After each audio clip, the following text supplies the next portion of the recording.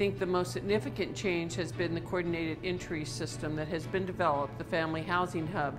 And that's actually a group of different agencies that came together to develop the Family Housing Hub and set the diversionary criteria with the goal of ending family homelessness.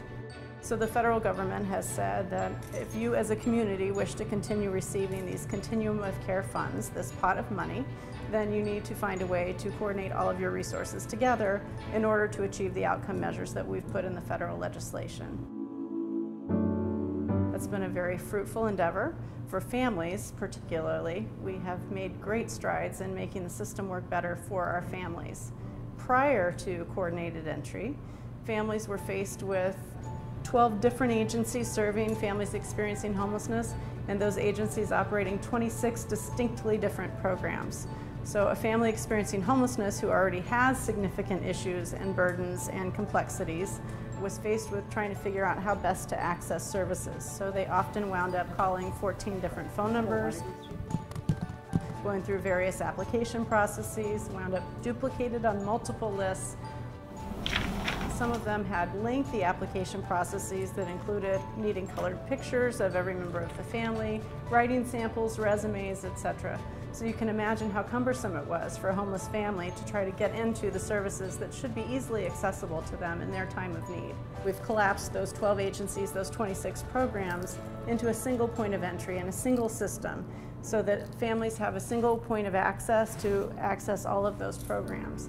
Many of us had to sit at the table and talk about retooling our program, changing our program, and maybe even shifting some of our funding back into the system because they knew it was the right thing to do to end homelessness.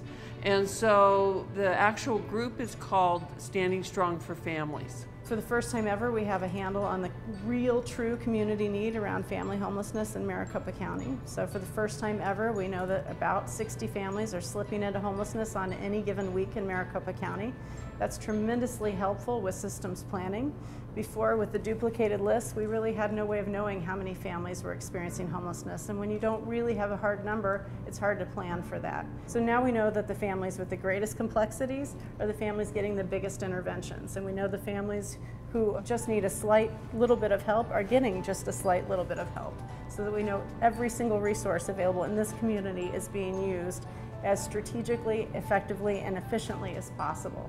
It's been groundbreaking. I say that we're now like the Amazon.com of the homeless provider system. So, only very few families have really high needs. About 30% of our families are scoring as high needs families and really needing those higher acuity interventions like transitional housing and permanent supportive housing. About 70% of the families that we're seeing are only needing rapid rehousing or emergency shelter only, and we're able to end their homelessness with a moderate intervention.